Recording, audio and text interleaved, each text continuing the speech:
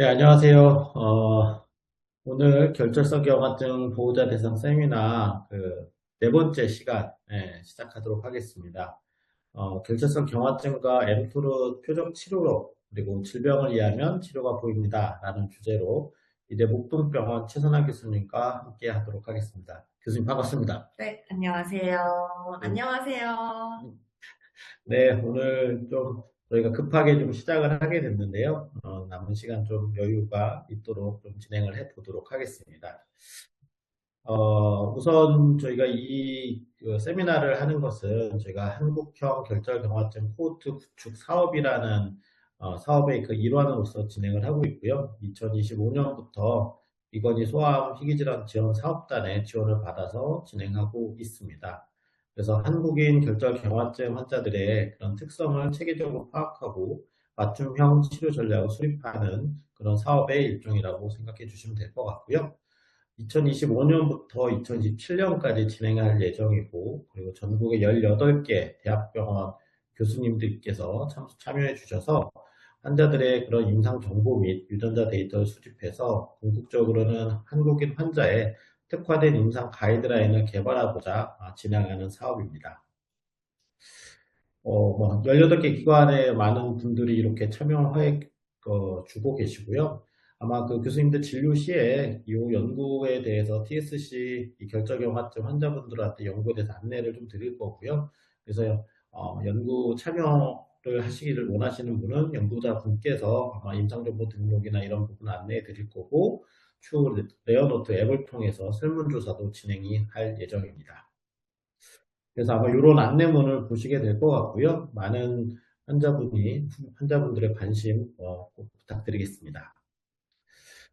그동안 저희가 작년에 세 차례 정도 충남대병원 강준원 교수님, 분당 서울대병원의 조재수 교수님, 경북대병원의 이윤정 교수님과 함께 결절 경화증에 대해서 저희가 세미나를 했었고요. 아마 유튜브에서 그 희소식 그런 채널에 들어가서 결절경화증을 치시면 아마 관련된 세미나들을 확인하실 수가 있습니다. 오늘은 앞서 말씀드린 것처럼 엠토르 표적 치료에 대해서 최선화 교수님께서 조금 설명을 해주시고요. 그 이후에 사전 질의 주신 부분에 대해서 답변도 드리고, 중간중간 궁금하신 부분이 있으면 알려주시면 저희가 답변 드리도록 하겠습니다. 준비되셨습니까? 네, 네. 네.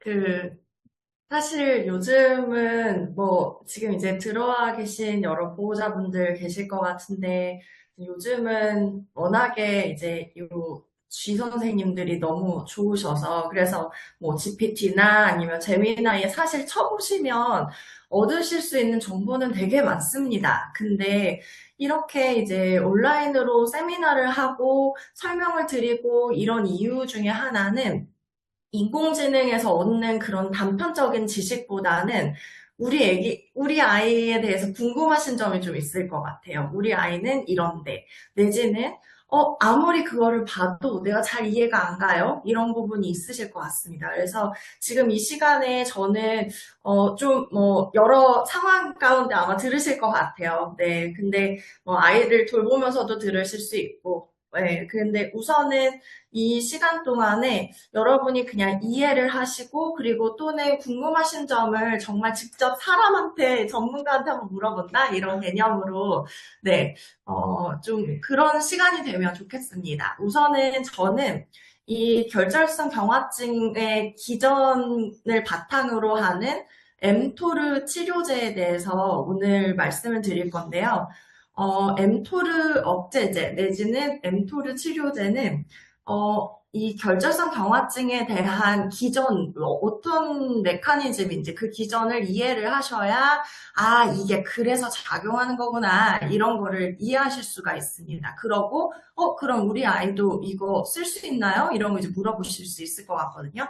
우선은 정말 뭐 중학교, 고등학교 생물 시간으로 되돌아가야 합니다. 그걸 이해하려면. 그래서 생물 시간 아마 기억하실지 모르겠어요. 이게 이제 세포 주기거든요. 세포가 처음에 생성이 되고 그것이 이제 분열하고 복제가 되고 이러면서 나중에는 또 세포가 사멸하고 죽고 이런 이제 세포 주기가 있거든요. 그래서 그런 이제 세포 사이클이 있다. 뭔가 세포는 성장과 분화 과정을 거친다.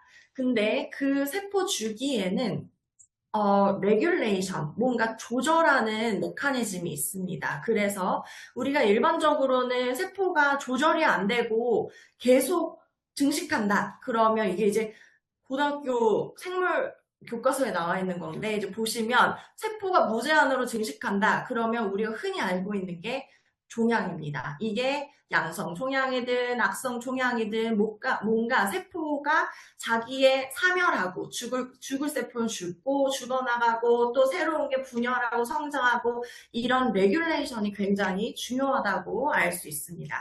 그래서 그런 세포 주기 그리고 세포의 성장과 분열과 사멸에는 여러 가지 유전자가 관여를 하는데요. 이 유전자를 다 일일이 알기는 너무 복잡합니다. 그럴 필요는 없고요. 그래서 이제 옆에 보시면 이제 요게 세포 분열 주기인데 세포 분열 주기에 보면은 엠토르라고 하는 오늘의 주인공이 등장하게 됩니다. 이 엠토르는 세포의 성장과 분열에 관여하는 그런 유전자인데 이 엠토르를 보면요. 아래쪽은 하이라고 해서 되게 뭔가 촉진되는 액티비티가 많아지는 그리고 그 위에 보면은 low 액티비티 그래서 마찬가지로 이 mTOR가 굉장히 이제 활발할 때도 있고요. 좀 활동이 좀 떨어질 때도 있는 거죠. 그러면서 세포가 성장과 세포 주기가 연이어져 간다. 이렇게 이해하시면 됩니다.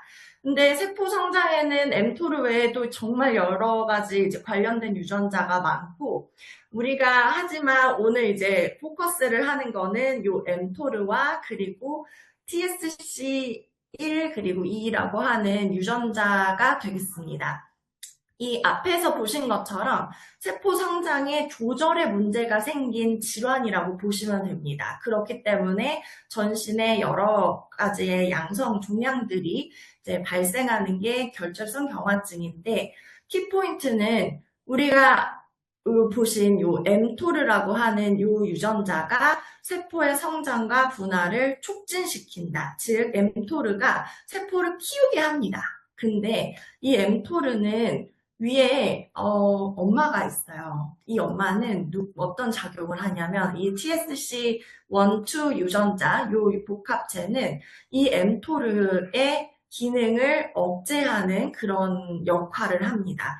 자, 여기서 이제 조금 이제 너무 복잡하다. 너무 얘기가 많아졌다. 이해하기가 좀 어렵다. 이렇게 생각하실 수 있을 것 같아서 그 다음 슬라이드를 좀 좀 준비해 봤는데요.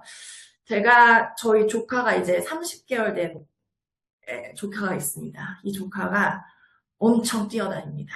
그래서 층간소음의 문제를 요즘 막 일으키고 있는데, 이 뛰어다니는 저희 조카 아이를 제지하는 거는 엄마입니다. 네, 그래서 엄마는 뛰어다니는 아들을 이제 조절하기 위해서 밤 10시가 넘으면 뛰지 말아라. 밤 9시 넘으면 뛰지 말아라. 내지는, 아침에 이제 출근하실 때는 그래도 조금, 뛰어도 되지. 약간 이런 식으로 그 아이의 활동을 조절을 하는 역할을 합니다. 근데 이제 이 엄마가 조카를 저한테 맡기고 갔어요. 우리 아이를 맡기고 갔다. 근데 이제 그러면 이제 제 조카는 이제 뛰어다니기 시작합니다. 그래서 층간소음을 일으키겠죠. 문제를 일으키겠죠. 마찬가지입니다. 이제 보시면 mTOR라고 하는 요 유전자가 세포 성장을 촉진하는데 그것을 억제하고 조절하는 게 TSC1, 2 유전자인데 이 TSC1, 2 유전자가 기능을 못하는 거예요. 유전자 변이가 있거나 그래서 그 기능을 못하기 때문에 그런 경우에는 이 mTOR가 더 많이 활성화가 되겠죠. 그래서 세포 성장이 더 많이 액티브하게 계속 이루어져 갑니다. 그렇기 때문에 이제 오늘 나오는 주인공이 나타나는 건데 우리가 그러면 mTOR가 너무 활성화가 너무 많이 되니까 그러면 이 mTOR를 억제하는 약을 써보면 어때? 이런 거죠. 그래서 나와 있는 게 이 mTOR 억제제인 에버롤리무스 그리고 시롤리무스 이런 이제 약제들을 사용해 보게 됩니다. 마찬가지예요. 이 뛰어다니는 아이를 이제 이모인 제가 이제 억제를 해보는 거죠. 뛰지 마, 뛰지 마. 이제 계속 얘기를 해보는 거죠. 근데 사실은 이모가 엄마만큼 완벽하진 않죠. 마찬가지입니다. 이 mTOR 억제제도 mTOR를 억제하는데 완벽하지는 않습니다. 하지만 그 기능을 좀 이제 다운 레귤레이션 조금 조절할 수 있다. 이런 이제 측면이 있습니다. 그래서 여기까지 이제 잘 따라오셨나 모르겠어요. 이 mTOR 억제제의 역할은 그래서 이 세포 성장을 촉진하는 그 mTOR의 기능을 억제를 못 해주기 때문에 대신 억제제를 사용한다. 네, 그런 이제 개념입니다. 이 에버롤리무스 내지는 시롤리무스 요 약들은 현재도 사용을 하고 있는 약제고요. 그러면 이 mTOR 억제제가 어떤 효과가 있느냐 우선은 살펴보면 그냥 우리가 근데 이 앞에 기전을 들어봤을 때는 그러면 mTOR 억제제 쓰면 그래도 많이 뭔가 세포 성장을 좀 줄여줄 수 있는 거 아니야? 이런 생각 아마 드실 것 같아요. 그래서 우선 첫 번째는 우리가 알고 있는 이제 뇌실막하 거대 세포성 성상세포종이라고 하는 세가의 크기를 좀 줄여준다고 알려져 있습니다. 그래서 되게 오래된 연구이기는 한데 이제 미국이나 유럽에서 임상 탐상을 했을 때 뭐 120명 정도를 대상으로 해서 봤을 때 요 mTOR 억제제를 사용한 군과 그리고 위약 약이 아닌 그 약을 그냥 위약군과 비교해 봤을 때 치료군에서는 약 한 35%에서는 요 세가의 크기가 절반 이상 감소했다. 이렇게 이제 보고를 하고 있습니다. 위약군은 크기 감소는 없었겠죠. 네, 그렇고 지금 이제 보시면 요 사진인데 이제 요 환자에 있던 요 세가의 크기가 나중에 8주에서 12주 정도 있다가 다시 MRI 찍어봤을 때 좀 줄어들었다. 마찬가지입니다. 그래서 크기가 많이 줄었다. 이렇게 이제 리포트를 하고 있고 그리고 이제 두 번째로는 결절성 경화증과 관련되어 있는 여러 가지 신장에 있는 혈관근지방종 그리고 폐에 있는 림프관 혈관근종증과 같은 이런 이제 양성 종양들의 크기가 줄어들었다.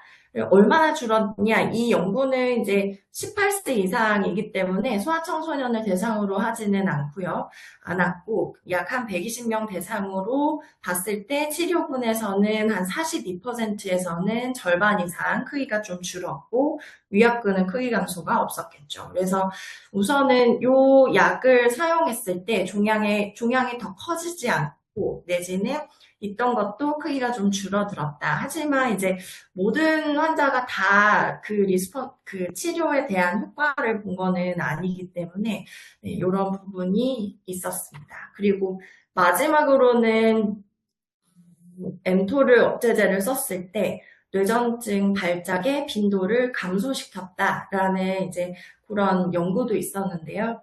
보시면 약 한 300명 정도의 소아청소년 대상으로 시행했던 연구고 50% 이상 경련이 줄어든 환자가 한 47에서 49%. 그래서 한 뭐 50% 정도는 50% 이상의 경련이 좀 줄어들었다. 이렇게 이제 리포트를 하고 있습니다. 여기까지 이제 들으시면 아마 사전 질의도 주신 분이 계신데, 그러면 mTOR 쓰면 자폐 스펙트럼이나 인지나 이런 것도 많이 좋아지나요? 이런 거 이제 아마 궁금하실 것 같아요. 근데 아직까지 나온 연구로는 mTOR 억제제를 썼을 때 인지 기능의 개선이나 자폐의 행동 개선 이런 것들은 입증이 되지는 않았습니다. 네, 그래서 지금까지 이제 알려져 있는 거는 mTOR 억제제를 사용하면 기존에 갖고 있는 양성 종양들, 예를 들면 세가 내지는 지금 콩팥이나 아니면 폐에 있는 양성 결절이나 아니면 쓰다 보면 우연히 알게 되는 것들은 이게 이제 피부에 있는 혈관종들도 있기 때문에 그런 것들의 크기도 되게 많이 좀 줄어든다. 네, 그래서 그런 미용적인 것, 그리고 뇌전증 발작의 빈도를 좀 줄여줬다. 이렇게 이제 정리해 볼 수 있겠습니다. 네. 네, 아이고, 마지막. 네, 그래서 우선은 이제 mTOR 억제제의 적응증은 지금 현재 우리나라에서 쓰는 적응증은 이제 암 환자에서 처방하는 경우입니다. 그래서 알려져 있는 거는 이제 세가 뇌 종양이 있는 경우, 하지만 이제 외과적으로 절제를 받을 수 없는 세가인 경우에는 적응증이 되고요. 지금은 그런 이제 신장, 콩팥이나 폐, 내지는 피부에 있는 문제, 내지는 이제 경련 발작 때문에 엠토르를 사용하는 것은 아직 급여 기준이 되지 않아서 지금은 그렇게 이제 급여 기준이 확대가 좀 필요한 상황이기도 합니다. 이 그러니까 비급여로 사용하면 약이 좀 많이, 비용적으로 많이 비싼 걸로 알려져 있어요. 그래서 한 알에 뭐 4만 원, 5만 원, 그러니까 뭐 하루에, 한 달에 뭐 120에서 150만 원씩 아마 네, 비용이 좀 발생할 수 있기 때문에 사실 이제 엠토르 억제제의 그 급여 기준에 맞는 경우에는 사용해 볼 수 있습니다. 이 엠토르 억제제는 알려져 있는 부작용은 가장 많은 것은 구내염 그리고 구강내 궤양입니다. 예전에 제가 이제 이 구내염이라 이제 약 먹고 나면 너무 힘들어요. 아이가 막 약을 뱉어요. 이런 경우 때문에 어떤 어머님은 이제 그런 일본에서 사는 그런 라이스 페이퍼 그런 이제 그런 거에 싸서 주신다고 하더라고요. 그러면 구내염이 좀 줄어든다. 아이도 잘 편하게 먹는다. 이렇게 이제 말씀하셨던 경우도 있었고, 네, 그렇고 이제 면역 억제나 아니면 이제 대사 문제, 고콜레스테롤 혈증, 고지혈증, 그런 이제 부작용이 리포트가 되어 있습니다. 그래서 이제 마무리를 하면 오늘 이 정말 너무 많이 복잡하기는 해요. 이게 이제 뭐 TSC1, 2, mTOR 외에도 관여하고 있는 것들이 너무나도 많고 이렇게 그냥 간단하게 얘기하기는 굉장히 어렵지만 우리가 우선 오늘의 그 초점, 포커스는 TSC1, 2 유전자의 문제 때문에 그걸로 인해서 mTOR라고 하는 세포 성장을 촉진하는 그 기능이 계속 과활성화가 되기 때문에 세포가 계속 분열하고 성장하고 양성 종양들이 만들어진다.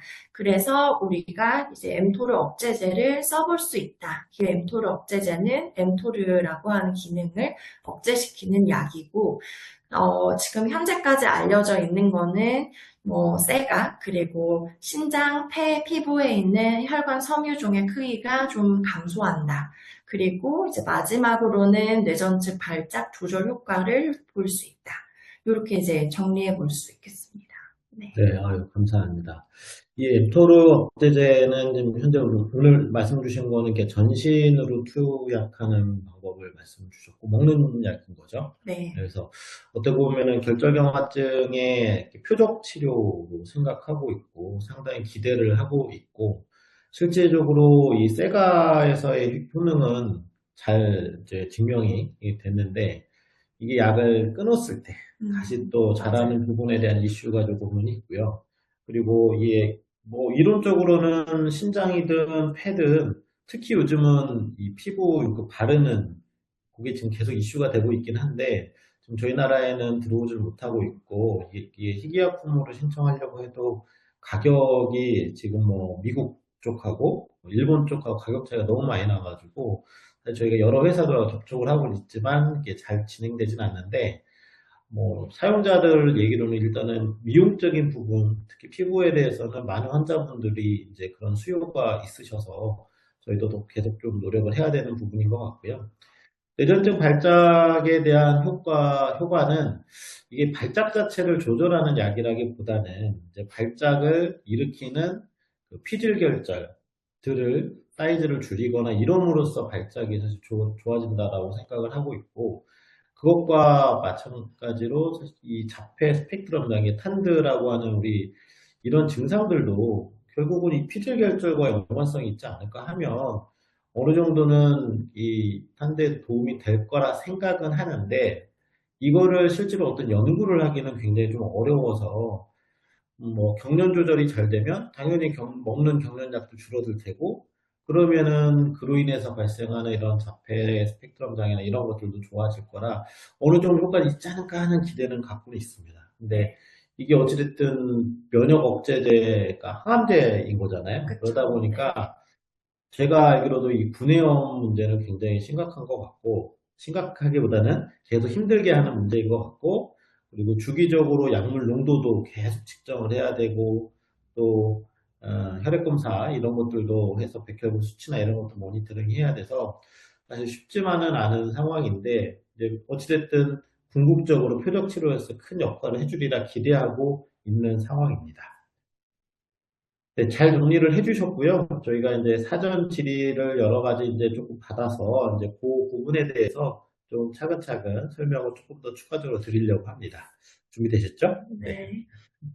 네, 첫 번째 질문은 제가 좀 순서를 좀 바꿔서 했는데요. 앞서 말씀해 주셨던 그런 내용 같습니다. 엔터로 표적 치료제에서 한번 설명을 한번 해주시죠. 다시 한번. 네, 이 결절성 경화증은 mTOR를 조절하는, 억제하는 TSC1, 2 유전자가 자기 기능을 이제 못하기 때문에 mTOR가 계속 활성도가 계속 높아서 그래서 전신에 양성 종양을 만들어낸다. 그렇기 때문에 우리가 이제 mTOR를 억제하는 약제로 표적치료, 억제제를 사용해 볼 수 있고, 아까 말씀드린 것처럼 뭐 여러 가지 전신에 있는 양성 종양들 그리고 뇌전증 발작 조절 효과가 확인됐다. 이렇게 정리해 볼 수 있겠습니다. 네, 네. 앞서 말씀드린 표적 치료제이기 때문에 굉장히 기대를 하고 있는 그런 상황이고요. 그렇다면 언제 처방을 할 수 있는지 좀 답을 주시죠. 네. 우선은, 아마 최소 연령이 좀 궁금하신 것 같기는 합니다. 그래서 우선 살펴봤을 때는 기존에 나와 있는 임상연구에서는, 3세 미만의 소아가 그래도 치료군에 이제 포함이 됐었고, 그리고 이 뇌전증 발작 관련해서는 평균 만 4세, 최소 연령은 만 2.2세 아이가 이제 요 치료군에 이제 등록이 돼서 그래서 이제 이 약을 복용한 바가 있습니다. 그래서 현재는 미국 FDA 승인 연령은 보통은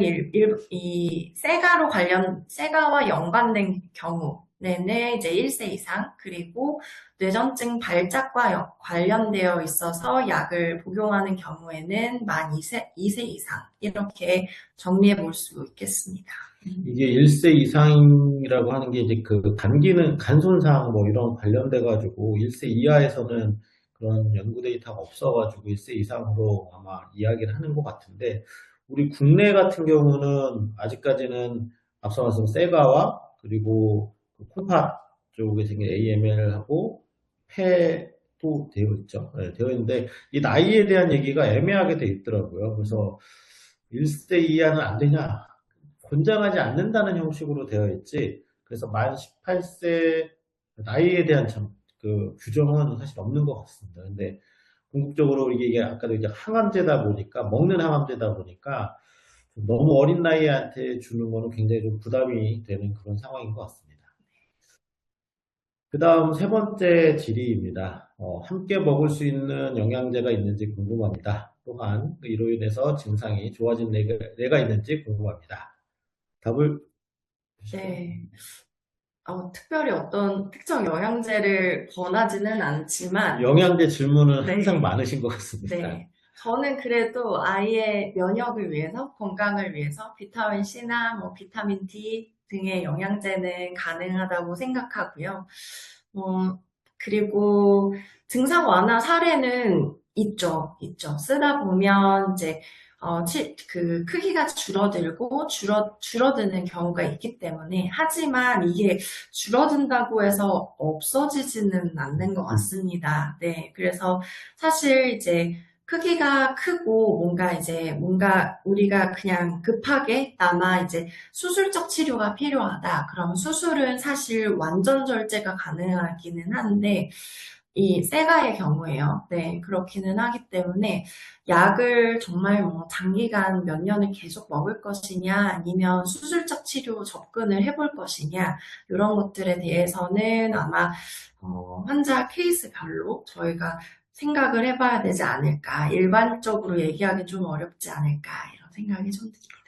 아마 그 질문해 주신 분은 영양제, 사실 굉장히 영양제의 범위가 굉장히 넓지 않습니까? 그래서 아마 어찌됐든 약하고 연관성 있게는 약의 어떤 대사나 이런 데 영향을 주지 않는 선에서 보충제이기 때문에 뭐 종합 비타민이라든지 이런 것들은 뭐 아낌없이 저희가 권유를 좀 많이 하지만 간에 영향을 주거나 풀팥에 영향을 줄 수 있는 뭐 다른 그 무슨 약제들 이런 것들은 사실 담당 교수님이나 담당 선생님하고 상의를 꼭 하시고 나서 왜냐면 약과 약의 상호작용이 있고 그로 인해서 정작 써야 될 이 약을 못 쓰는 상황들이 생길 수 있어서 그런 부분들에 대한 유의는 꼭 필요하지 않을까 생각이 들고요. 무엇보다 이 증상 완화 사례는 당연히 뭐 효과가 있고 그러다 보니까 이제 이렇게 출시가 좀 된 거고 근데 이제 저희 이제 제 환자는 아니지만 저보다 이제 같이 있는 선생님이 이제 치료 시작을 해서 이제 가는 거를 이제 쭉 보면 이제 뭐 50% 이상의 감소율을 좀 보이기는 하는데 그런 세가나 이런 부분들도 근데 이게 이 TSC라고 하는 이 결절경화증의 이 1년 그러니까 인생을 전체 살면서 과연 세가는 언제 커지고 언제 없어지고 그리고 또 신장에 생긴 문제는 언제 발생을 했다 또 언제 좋아져 사실 이런 것들에 대한 아주 정확한 데이터가 현재 저희가 있지는 않습니다. 그래서 저희가 지금 이렇게 코호트 사업을 하는 것처럼 과연 이게 약을 통해서 좋아지는 건지 아니면 우리가 내추럴 코스라는 자연 경과에 따른 변화가 있는 건지 아주 심각한 경우라면 분명히 눈에 띄는 도움은 되는데 이게 그렇지 않은 경우에서 이게 약을 쓰는지 또 쓰게 되면 언제까지 쓸 것인지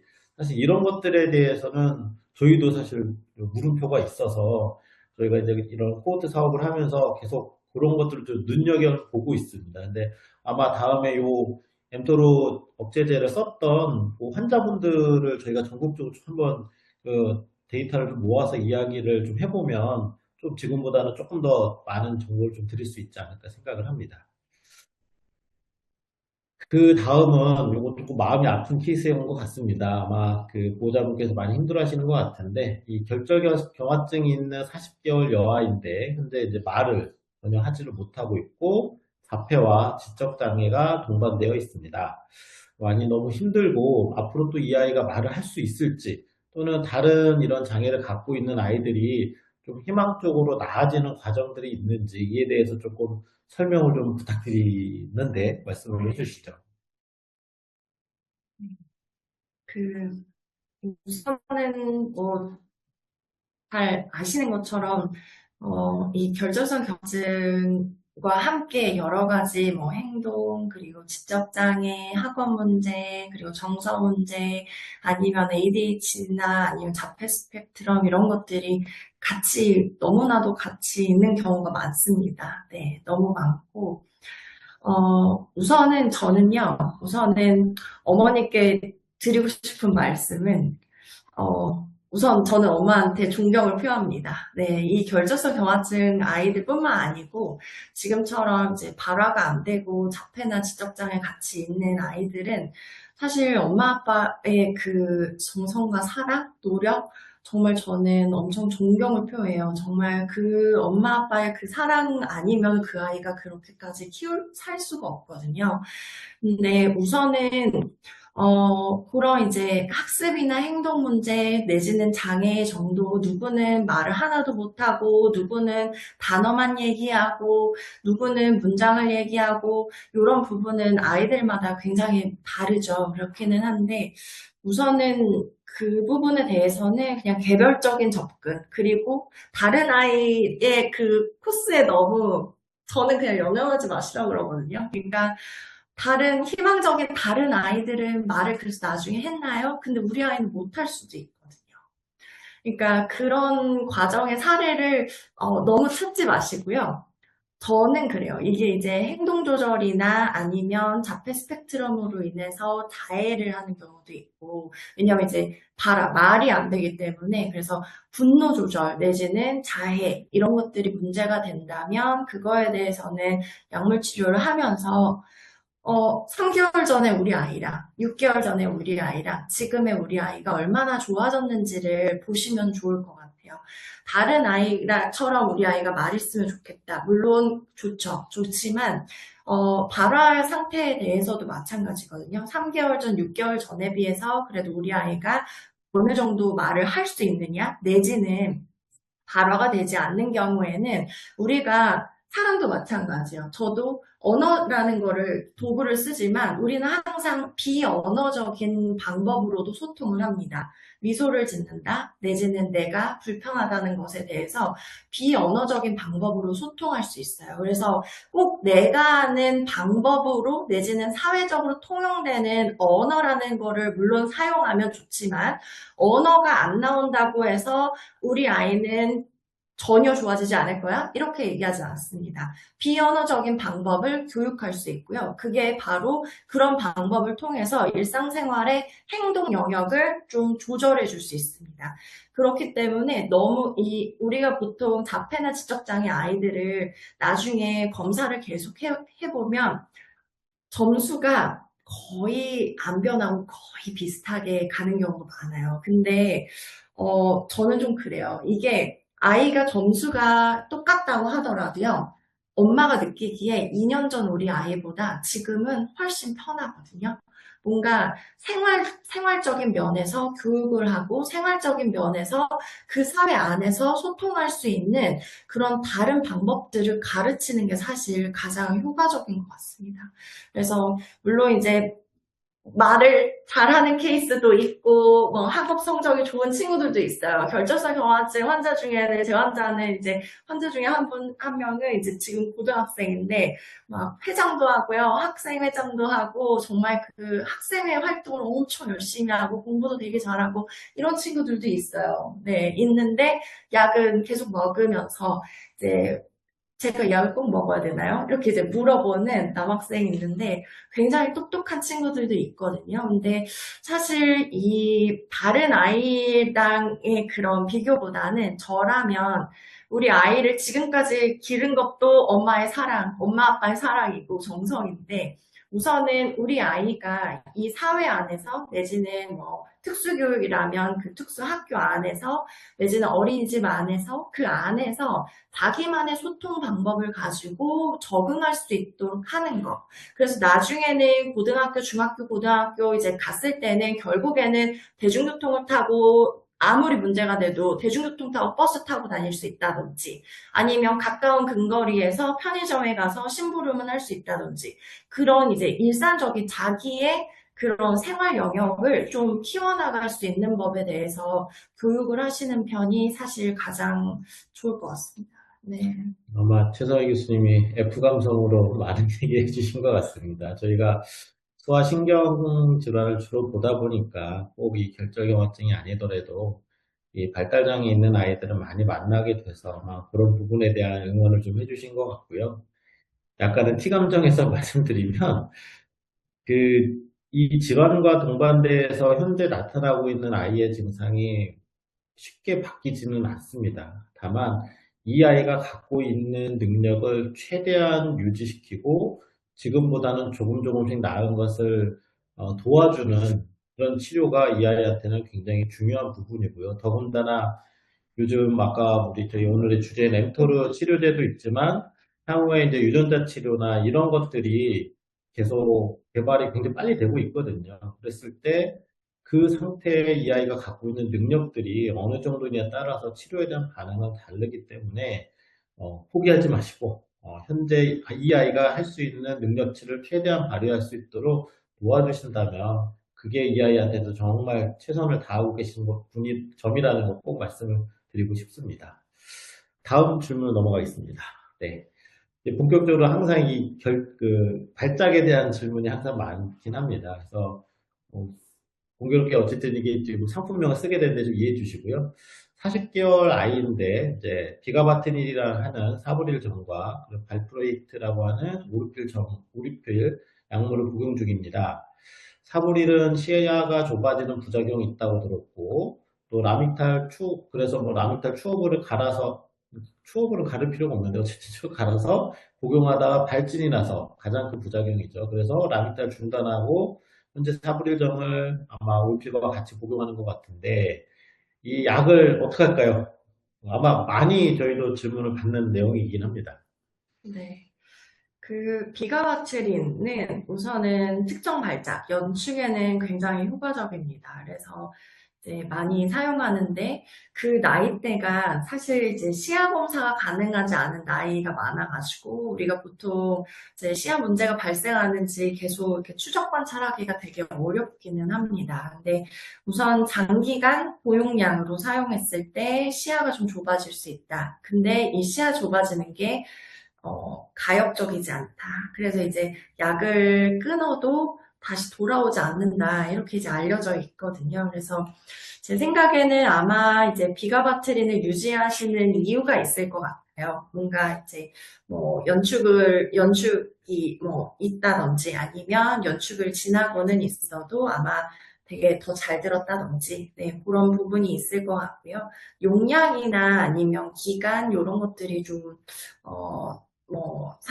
그거에 따라서 부작용이 나타날 수 있다고 되어 있기 때문에 제 생각에는 만약에 뭐 염려가 되시면 담당 선생님이랑 한번 상의를 해보시는 게 어떨까 그런 생각이 좀 듭니다. 대부분의 소아신경과 선생님들은 이 약 비가바트린의 부작용에 대해서 굉장히 예민하게 바라는 겁니다. 근데 워낙에 비가바트린이 연축에 효과가 좋고 연축뿐만 아니라 그 이후에 여러 가지 발작 형태에서도 많이 도움이 되기 때문에 아마 용량과 기간을 조절해서 충분히 그렇게 고민해서 결정하셨을 걸로 생각이 들고요.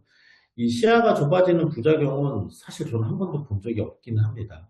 워낙에 약 개발 초기 단계에서 쓴 지 이제 시판이 되고 나서 갑작스럽게 이제 이게 이슈화가 좀 되면서 이제 갑자기 이렇게 사라졌다가 이제 그 정도는 많지 않다. 그래가지고 일단 유지가 되고 있고요.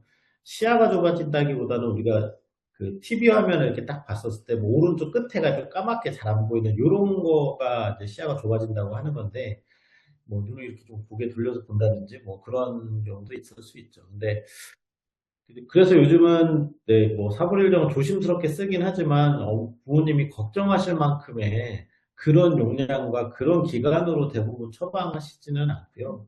무엇보다 이 약의 효과가 부작용보다 더 큰 역할을 한다고 하면 보호자분하고 충분히 상의한 다음에 진행하시지 않을까 싶습니다. 그래서 사불일정을 쓰는 것이 잘못됐다고 저는 생각하지는 않아요.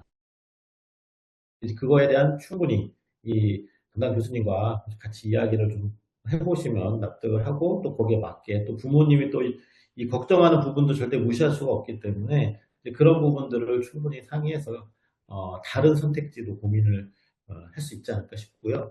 또 추어불정 같은 경우는 굳이 갈아서 먹을 필요 없고요. 물에 넣어도 잘 녹게 잘 나와 있는 아마 다른 제형들도 그렇긴 합니다. 근데 이게 사불일정은 아마 40개월이면은 가루를 만들면 생각보다 가루 양이 꽤 많습니다. 그래서 여기가 먹기도 힘들 것 같기는 한데 아마 그런 용량을 좀 같이 조절하지 않으실까 그런 생각이 좀 듭니다.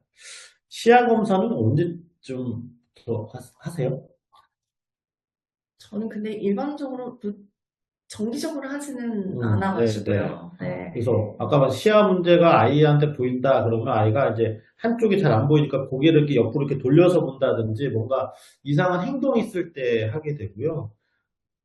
만 5세 이하의 아이들은 이 그 협조가 맞아요. 어려워서 안과 선생님 제일 싫어하거든요. 죄송합니다. 싫어하는 게 아니라 안과 선생님 제일 어려워하시는 그런 검사에 대해서 너무 걱정하지 마십시오. 담당 교수님이 잘 이제 좀 감안해서 해주시지 않을까 싶습니다. 여섯 번째 질문입니다. 그 중학교 입학 후에 소발작이 많이 늘었습니다. 소발작은 이제 결심발작, 깜빡깜빡하는 그런 거인지 아니면 크게 뭐 전신강직 간대발작이 아닌 아주 작게 한다는 그런 의미인지는 제가 좀 헷갈리기는 합니다. 왜냐면 약을 초등학교 때부터 옥스카바제핀이라고 하는 그런 트리lep탈을 복용 중인데 약을 바꿔야 될지 늘려야 될지 궁금합니다. 그런데 정보가 저희가 많이 좀 제한적이어가지고 선생님은 어떻게 답을 주셨을까요? 네, 뭐, 작은 발작이든 아니면 소발작이든 발작을 한다. 그럼 우선 발작 조절해야죠. 그래서 필요하다면 뇌파 검사 다시 한번 보고, 그리고 두 가지 옵션 둘 다 괜찮은 것 같습니다. 네, 기존에 먹는 약 용량이 적다면 늘려볼 수 있겠고, 만약에, 뇌파를 봤는데 이 약이 더 잘 안 듣고 다른 약이 더 잘 들을 것 같다. 그러면 다른 약으로 변경하거나 추가하거나 뭐 그런 방법을 모두 고려해 볼 수 있습니다. 그냥 두지 마십시오. 네. 네. 아마도 우리가 이제 경련약을, 발작약을 선택할 때는 그 발작의 그런 양상, 이것이 대발작이냐, 그러니까 전신발작이냐, 또는 국소발작이냐, 또는 그리고 뇌파 소견에 따라서 약을 선택하게 되는데, 이 옥스카오제피는 이 국소발작을 가장 타겟팅하는 약이긴 합니다. 그래서 아마 경련 형태를 충분히 잘 설명을 좀 담당 교수께 드리고, 뇌파 검사는 저도 중요하다고 생각을 합니다. 그래서 그걸 다시 한번 확인해보고, 약을 이렇게 조절하시는 게 좋지 않을까 싶어서 저도 이거는 뭔가 조절은 필요하지 않을까 하는 생각을 갖고 있습니다. 네, 일곱 번째 질문인데요. 경련에 대비해서 산소호흡기를 준비해 놓는 것이 좋을지 궁금합니다. 네. 되게 많이 물어보세요. 네. 이게 외래에서도 되게 많이 맞아요. 네. 물어보시거든요. 근데 이게 이제 산소 호흡기를 집에 정말 그냥 정말 그냥 이런 이 온라인에서 파는 그런 거 말고 정말 의학적으로 우리가 사용하는 그런 이제 산소 호흡기는 이게 호흡기 처방전이 발행이 필요합니다. 근데 이 우리나라는 호흡기 처방전 발행은 호흡이 어려운, 폐가 안 좋은 환자를 대상으로 하기 때문에 사실 경련을 대비해서 산소호흡기를 구비하는 것은 현실적으로 어렵습니다. 그리고 경련 시에는 우선은 이제 뭐 기도를 확보해주고 우선 경련이 멈출 때까지 옆에서 자리를 지켜주시고 5분 이상 경련이 지속되는 경우에는 응급실을 방문하는 것이 가장 현실적이고 바람직하고요. 산소 호흡기를 집에 구입해서 그거를 계속 틀고 지켜본다? 별로, 뭐 있으면 좋겠죠. 네, 근데, 근데 이제 네, 아마 산소 네, 호흡기는 인공적으로 이제 산소 호흡기보다는 산소 발생기를 말씀하시는 것 같기는 음, 해요. 근데 이제 말씀하신 것처럼 이게 그냥 산소통을 집에서는 가지고 있을 수가 없거든요. 기준도 되지 않고 그럴 필요도 사실은 저도 없다고 생각을 하는데 요즘 저는 이제 하도 불안해 하시니까 그 산에 올라갈 때 왜 그 산소 캔 있지 않습니까? 그런 것도 정 불안하시면 그걸 하라고 하는데 이 경련이라는 것이 언제 일어날지 모르고 이걸 옆에 대주서 하기는 굉장히 쉽지 않은 문제입니다. 물론 시간이 너무 길게 가거나 그런 게 자주 있었던 아이라면 그런 대비책을 좀 해보겠지만 이제 큰 도움이 되지는 않아서 경련이 발생했을 때 뭐 기도 확보하거나 이런 아마 그 영상들이 많이 있거든요. 그래서 그런 처치를 기본적으로 하시고 5분 이상 됐을 때는 빨리 응급실에 오시는 게 가장 효과적인 이야기이고 산소를 집에 갖다 놓는 거는 위험하기도 할 뿐더러 실제 활용하기가 쉽지는 않다는 부분 말씀드립니다. 두 가지 질문이 남아있는데 하나는 충치 치료나 신경 치료 받을 때 전신 마취를 해서 해야 되는지 궁금합니다. 네. 반드시 전신 마취를 하지 않아도 됩니다. 협조가 되지 않아서 하는 경우가 많기 때문에 이제 협조가 가능한 연령이라면 또는 행동 문제가 없다면 전신 마취하지 않아도 되고요.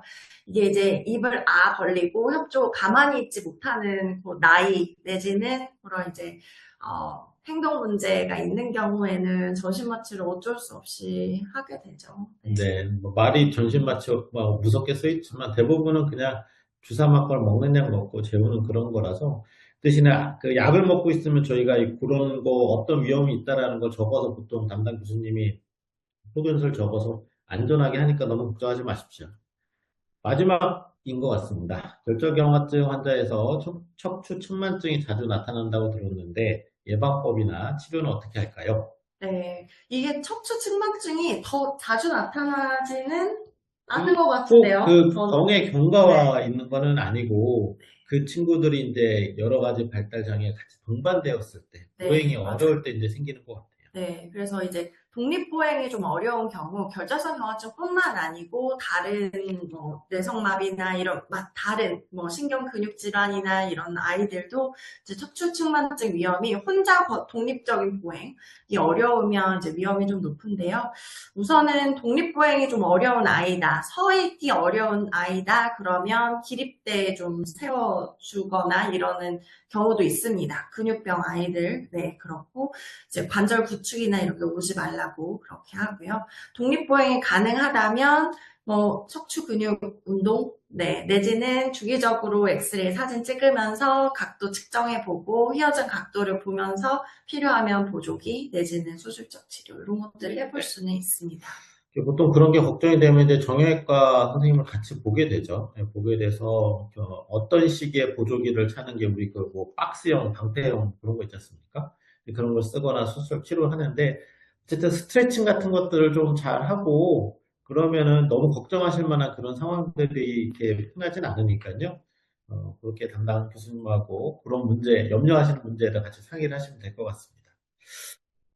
네, 저희가 그 앞서 지금 이렇게 진행하고 있는 세미나들은 저희 소아신경학회의 그 일반인 페이지에서도 영상을 확인하실 수가 있고요. 저희가 하고 있는 이런 결절경화증 코호트 구축 사업들이 데이터가 열심히 잘 쌓여서 많은 환자분들께 도움이 됐으면 좋겠고 저희도 잘 연구를 하도록 하겠습니다. 그 다음번에는 7월 달에 인하대병원 교수님과 같이 세미나를 예정하고 있고요. 네, 오늘 어떻게 좀 이 시간 하셨는데 소감을 좀 말씀 한번 주시죠. 네. 저는 이게 이제 결절성 경화증이 우리나라 데이터, 우리나라 코호트, 이런 이제 이거를 잘 만들어 나가는 게 되게 중요하다고 생각합니다. 다른 나라, 뭐 미국, 뭐 유럽, 다른 나라 물론 데이터도 중요하지만 사실 실질적으로 우리나라 환자들한테 어떤 부분이 도움이 필요하고 그리고 이 약을 썼을 때 얼마나 좋아지고 이런 거에 대한 이 연구를 많이 하고 저희가 데이터가 있어야 그 다음에 더 나은 방향으로 갈 수 있거든요. 근데 갖고 있는 데이터가 없으면 더 갈 수가 없더라고요. 그래서 이 연구나 이 사업에 네, 많이 참여해 주시고 이 사업이 더 많이 번창했으면 좋겠습니다. 저는. 네. 감사합니다. 좋은 결과가 좀 됐길 바라고요. 오늘 참여해 주신 또 관심 갖고 영상을 보고 계신 또 결절경화증 환자와 보호자분들에게 좀 도움이 될 수 있도록 저희도 열심히 노력해 보겠습니다. 네, 이상으로 이 시간 마치겠습니다. 감사합니다. 감사합니다.